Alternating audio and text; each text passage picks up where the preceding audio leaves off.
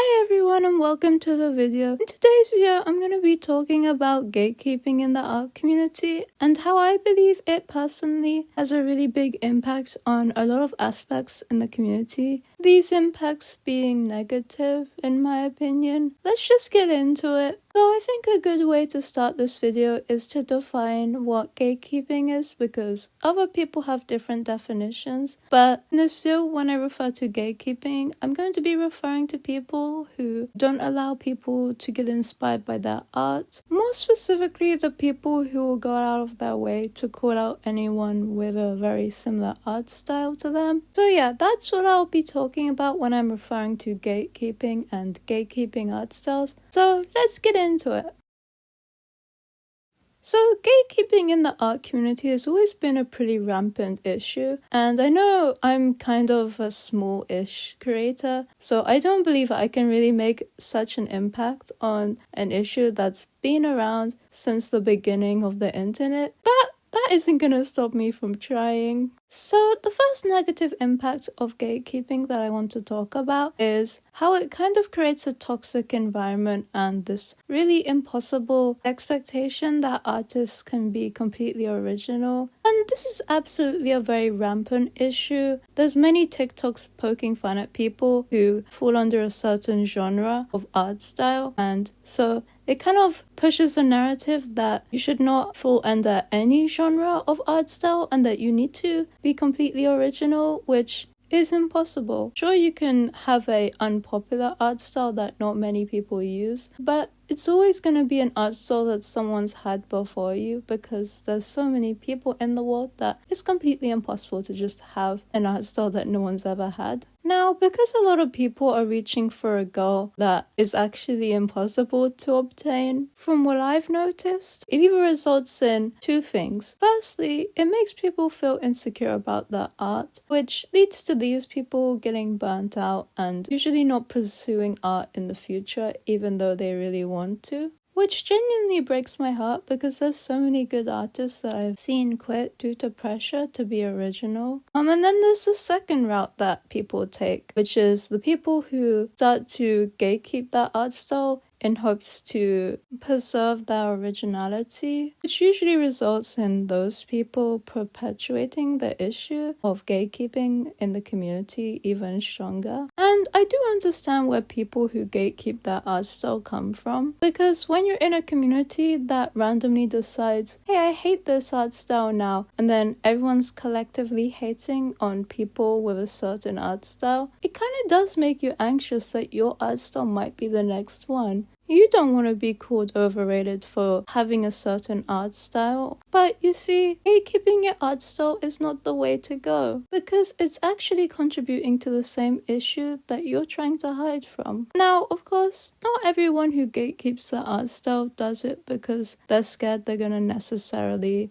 be called cringe for having a certain art style. And so let's talk about other reasons why people may gatekeep their art style and why it's not really a good thing to do even with these reasons. So a more niche way I see people reason for why they want to gatekeep that art style is because that art style is personal to them. And whilst it may feel weird or uncomfortable for someone to take inspiration from something that's very personal to you, you have to understand that inspiration cannot be controlled. And if someone feels inspired, unconsciously, they're probably going to add some aspects of your art style to their own without thinking. I know I've done it many times. It's kind of just human nature. Your brain sees something you like and it's like, I want to do that too. Now, of course, there's a line between plagiarism and just inspiration, which is what I'll get into the next section. But before I do, I want to say something. If you feel like someone getting inspired by you is going to negatively impact your mental health a lot, I genuinely do not recommend trying to become a popular artist or posting publicly, just because as soon as you start to gain a following, it is out of your control if people get inspired or not. So for your own mental health, I would say it's better to just not post your art online. And you can totally heal from this mindset where you feel like you have to be original I know it's hard to when you're in a community that pushes individuality complexes so hard, but you can heal from it. And I think telling yourself that people are going to get inspired by my art if I post it online, and that's not a bad thing,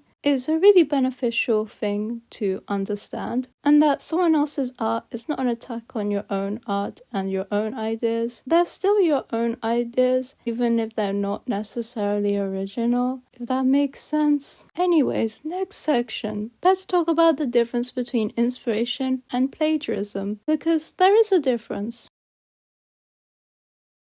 To be very clear, I do not believe there is such things as pose theft or color theft or any of those terms that are often thrown around. And while you may be thinking, if I don't believe in those two things, then surely I don't believe in plagiarism. No, I made a diagram to explain where I believe it crosses a line into plagiarism. Now, because I don't believe in style theft, this chart only applies to OCs. I personally believe if an OC is completely indistinguishable between someone else's, then that's plagiarism. But I think when it gets to that point, the artist that's being plagiarized can just see the plagiarized work as fan art. Now, of course, there's an issue if the person plagiarizing is making merch and making money out of your design. That's if it's without your permission. There's legal action you can take for plagiarism if it gets to a point where someone's profiting off of your design and brand. Please keep in mind that you can't really do legal action unless someone's profiting off of your character. And in most cases, it has to be a significant amount of money that they're making from your character, which is pretty unlikely. And so there's not really much you can do about it apart from making it known that this design is actually stolen from you. And you should only really call someone out for plagiarism if they've genuinely stolen your entire OC. If they have the same hair color and same color palette, then I really don't think you should be calling people out. And most definitely, you absolutely should not be calling people out for drawing that OC in the same pose that your OC is drawn in. Unless the drawing is traced, then I would say it's okay to call them out because it can give commissioners a false impression of their skill level, which can result in people being scammed. But yeah, my stance on inspiration versus plagiarism is that unless the OC is completely indistinguishable from the inspiration, then I would say that it's not worth calling out whatsoever.